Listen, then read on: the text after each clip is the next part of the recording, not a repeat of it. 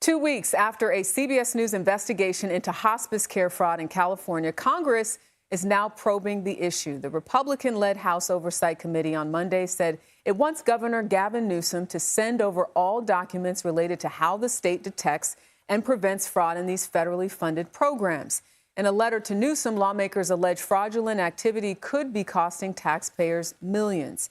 CBS News looked into some 1,800 hospice facilities in Los Angeles County. Our reporting found more than 700 trigger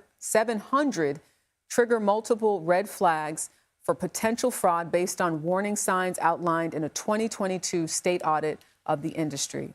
CBS News correspondent Adam Yamaguchi is following this story. He joins us now from Los Angeles. Great job with your reporting, Laura Geller. I know there were so many people involved in this massive investigation. What's the nature of this hospice fraud in California, and why has it been so hard to stamp out? Yeah, good evening, Sharika. So the fraud involves criminals who steal people's Medicare numbers and then enroll them into hospice care, billing thousands per month per patient. Now, there are people out there who need life-saving treatment. We're talking about dialysis, cancer treatments, and they only discover they're ineligible for care because somebody has fraudulently enrolled them into hospice and they're denied that care. And then, of course, there are people who actually need hospice who get substandard care. Now, why is it so hard to stamp out? It's based on the sheer number of hospices that got licensed in the state since 2010. There are over 1,800 hospices, and as you mentioned, 700 in LA County alone raised 3 or more of the red flags that the state auditor reported.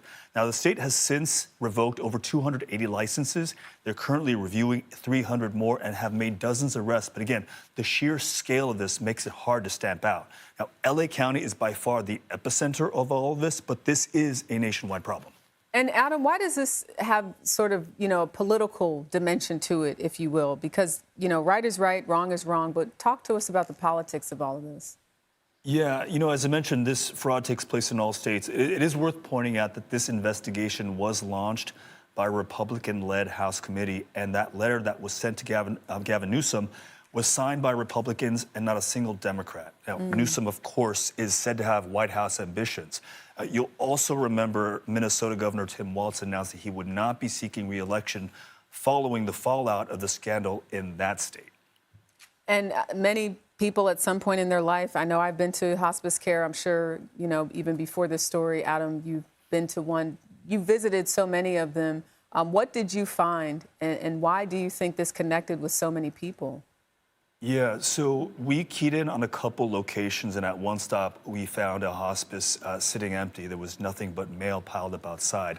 Right next door was another hospice. There was no one present during business hours. No one answered the phone.